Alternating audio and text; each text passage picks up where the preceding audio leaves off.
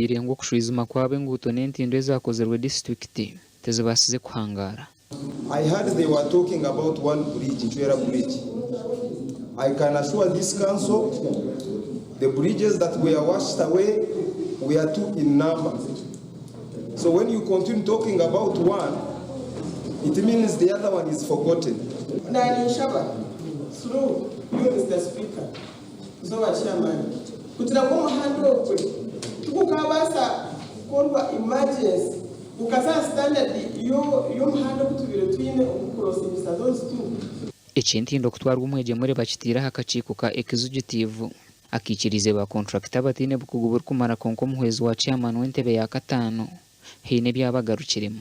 The secretary for works committee also is crying about trade works and yet he is the responsible person. The engineer that was responsible, JB, is the one who has been handling all the works in all the projects, whether water, works, construction, everything. Mr. Speaker, sir. Zimwe hangute zakozwe kuba harimo rwamutara kuzamutaka hari kutembwe byo bwiga bwo mu itaka kashenshero kuzabitereko nezindi. I am proposing that we make a certain resolution about those roads. Either we make a collaboration with the people of those mines and we expand the roads.